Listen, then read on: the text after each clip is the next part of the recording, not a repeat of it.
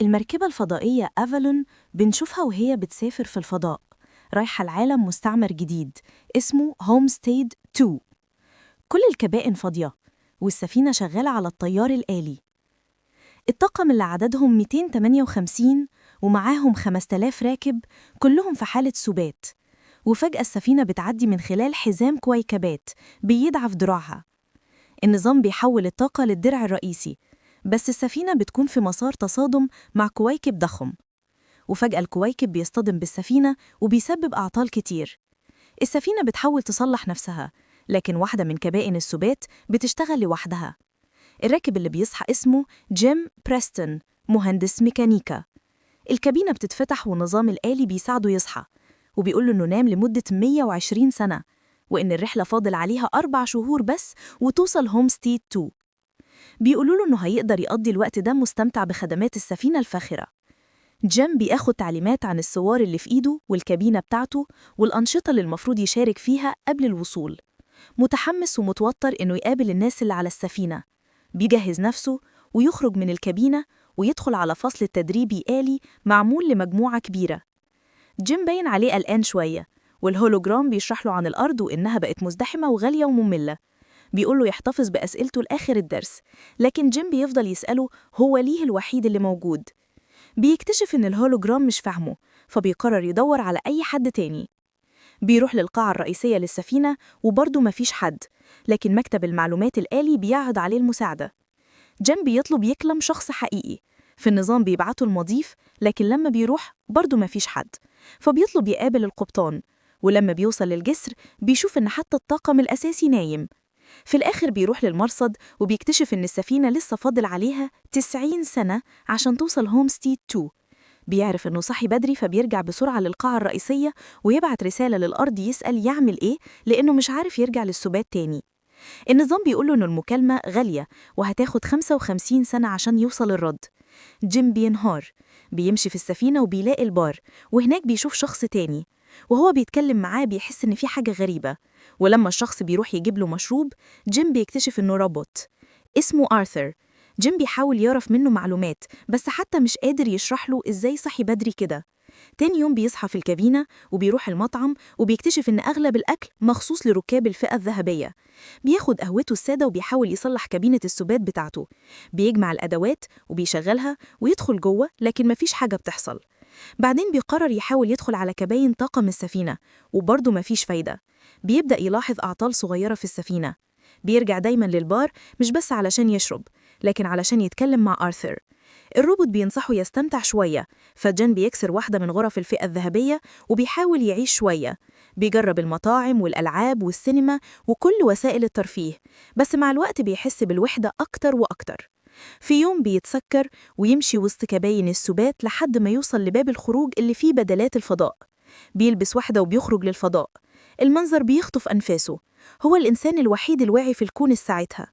بيفك مغناطيسات الحذاء وبيطفو في الفضاء، حاسس بالوحدة.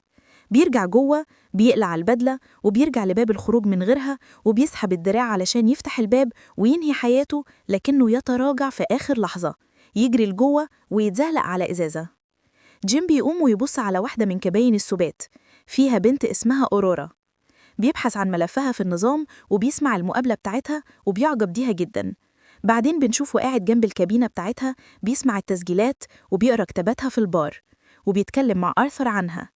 بيبدأ يفتتن بيها أكتر، وبالصدفة الغريبة إنه كان رايح لعالم جديد لحياة أحسن، لكنه صحي بدري ولقى نفسه لوحده. ولما لقى المرأة المثالية ما قدرش يوصل لها. بيبدأ يفكر يصحيها، وبيتناقش مع آرثر، بس الرابط مش فاهم مشكلته. لو صحاها علشانه هيحبسها معاه لحد ما يموتوا على السفينة. في الأول بيرفض الفكرة، بس مع الوقت ما بيقدرش يقاوم. في يوم بياخد القرار وبيفعل كابينتها، وهي بتصحى بتمر بنفس اللي هو مر بيه، وهو بيتخبى ويرجع أوضته. بعد شوية بيروح القاعة الرئيسية وبيلاقيها هناك محتاسة زي ما كان زمان. بيقول لها إنهم الاتنين الوحيدين اللي صحيين، وبياخدها للمرصد، وبيقول لها إنه مش قادر يوصل لا للطاقم ولا للنظام الرئيسي. أورورا بتتوتر وبتجري على كابينتها، لكن بيشرح لها إنه مفيش وسيلة تخليهم يرجعوا للسبات، يعني هم عالقين. بيرجعوا للقاعة وبيقول لها ترتاح لأنها لسه صاحية. بتحزن عليه لأنه عاش أكتر من سنة لوحده. جيم بيرجع للبار حاسس بالذنب، وبيقول لآرثر ما يقول لهاش إن هو اللي صحاها. تاني يوم أورورا بتصحى وبتروح تسأل النظام عن كبائن الثبات، وجيم بيجوا ينها وبيروحوا يفطروا سوا. النظام بيحصل فيه خلل، وأورورا بتلاحظ إنه بياكل نفس الفطور بقاله سنة، فبتجيب له فطور من الفئة الذهبية. بيتكلموا عن محاولة تصليح الكباين، بس أورورا مش مستسلمة زيه.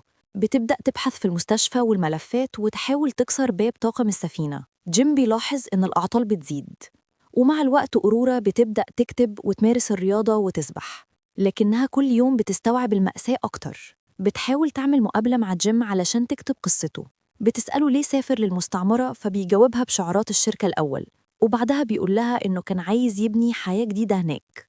بعد كده بيقضوا وقت في المرصد، وأورورا بتحكي له إنها كانت ناوية تروح هومستيد 2 وتعيش هناك سنة وترجع للأرض كأول صحفية تعمل كده وتكتب أعظم قصة في التاريخ. مع الوقت بتفقد الأمل، وجيم بيحاول يساعدها. بياخدها ترقص ويشوفوا فيلم ويلعبوا كورة، وبعدين يعرفها على آرثر. بتنبسط شوية لكن بتفتكر وضعهم، وبيفضل جيم لوحده حاسس بالذنب. بعدين بيعمل لها مجسم لمبنى كرايسلر. بعد فترة بيخرجوا في موعد في البار، بيتعشوا ويحكوا لبعض عن حياتهم. بتحكي له إن أبوها مات وهي مراهقة. بعد العشاء بياخدها تلبس بدلة فضاء ويخرجوا يتمشوا في الفضاء سوا. أخيراً بيشارك اللحظة دي مع حد. بيطفوا في الفضاء، وبعدين بيرجعوا السفينة وبيتقبلوا، وبيدخلوا أوضتهم وبيناموا سوا. بعد كده بيعيشوا كزوجين. أورورا بتتنقل لأوضته وبتكتب عن حياتهم. بيتمرنوا وبياكلوا وبيناموا سوا. جيم بيكتشف مكان النباتات وبيجيب لها ورد. في يوم السفينة بتعدي جنب نجم أحمر وبيشوفوا سوا. في عيد ميلادها بيحتفلوا في مطعم وبعدين بيروحوا البار. جيم بيجهز خاتم ليها، وهي بتتكلم مع آرثر. الرابط بيقول لها بالغلط إن جيم هو اللي صحاها، وفجأة جيم بيرجع وهي بتواجهه مصدومة وبتجري منه. تاني يوم بتهاجمه وبتضربه. بيحاول يعتذر لها عبر السماعات لكنها مش قادرة تسامحه لسه. بعد كده بتحصل أعطال خطيرة في السفينة، الأنظمة بتنهار. بيقابلوا جاسمين كوسو قائد الطابق اللي صحي فجأة وبيكتشف إن في مشكلة ضخمة في السفينة. بياخدهم للجسر ويشرح لهم إنه لازم يفحصوا النظام يدوي، لكن بيبدأ يحس بتعب وبعدين بيكتشف إنه مريض وبيموت. قبل ما يموت بيدي جيم السوار بتاعه وبيقوله يصلح السفينة. بعدها الأنوار بتتحول للون الأحمر والسفينة بترتعش. جيم بيجري مع أورورا للهندسة، لكن بيحصل فصل في محرك الجاذبية، وبعدين آرثر كمان بيبوظ. بيفصلوه. بيوصلوا لمكان الطاقة وبيلاقوا الكسر اللي سببه الكويكب. بيحاولوا يسدوا الفتحة وبيتعرضوا للشفط من الفضاء. بعد ما بيصلحوها بيكتشف جيم إن في كسر تاني عند المفاعل. بيبدل القطع بس النظام ما بيفتحش التهوية. بيضطر يخرج بره السفينة بنفسه علشان يفتح الباب يدوي. أورورا بتساعده وبتقوله يرجع، لكنه بيضحي بنفسه وبيقول لها لازم ينقذ باقي الناس. بيقدر يفتح الباب والمفاعل بيبرد، لكن الغاز بيطيره في الفضاء وبيقطع الحبل. الضغط في بدلة جيم بينزل وبيقول لها اللي حصل. بتجري تلبس بدلة وتخرج تلحقه. بتمسك في الحبل وبتقدر ترجعه. بتسحبه للمستشفى لكنه بيكون مات. بتستخدم سوار منكوسه وتشغل نظام الإنعاش، وفعلا بترجعه للحياة. بتسامحه. بعد كده بيصلحوا آرثر وبيدفنوا منكوسه في الفضاء. جيم بيقول لها إنه لقى طريقة تخلي كابينة العلاج تشتغل ككابينة ثبات، وبيقول لها تدخل تنام لحد ما يوصلوا، بس هي بترفض وبتقرر تفضل معاه. وبيعيشوا حياتهم سوا على السفينة.